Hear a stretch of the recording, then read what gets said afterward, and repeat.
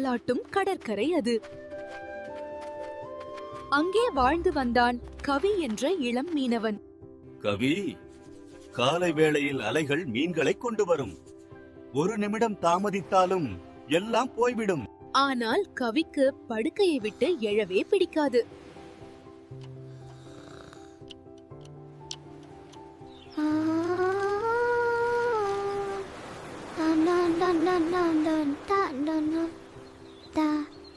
ஒரு நாள் பளபளக்கும் வெள்ளி மீன்களுடன் அலை வந்தது. மீன்கள் குதித்தன. ஆனால் கவி மட்டும் குரட்டை விட்டுக் கொண்டிருந்தான்.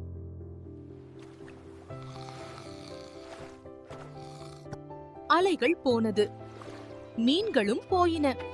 கவி கண் விழித்து பார்த்தான்பே, கடல் வெறுமையாக இருந்தது. வலையை வீசினான். ஒரு மீன் கூட கிடைக்கவில்லை. நாட்கள் சென்றன. கவி பசியால் வாடினான். அவன் குடும்பமும் கவலையில் மூழ்கியது. காலமும் அலையும் யாருக்கும் காத்திருக்காது கண்ணா. சூரியனுடன் எழுந்திருப்பவருக்கே கடல் கொடுக்கும். மறுநாள் சூரியன் உதயமாவதற்கு முன்பே கவி வலையுடன் தயாராக நின்றான். அலைகள் வந்தது, அவனும் வந்தான். வலையெல்லாம் மீன்கள் பிடிபட்டன. கவி மகிழ்ச்சி அடைந்தான். அன்று முதல் கவி ஒருபோதும் மீன் பிடிக்க தாமதிக்கவில்லை.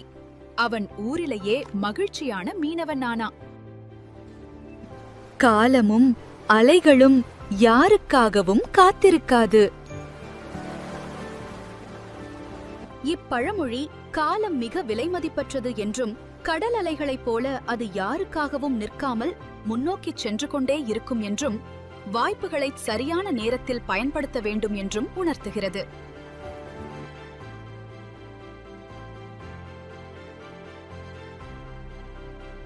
ஹலோ மக்களே, உங்களுக்கு இந்த கதை பிடிச்சிருக்கா?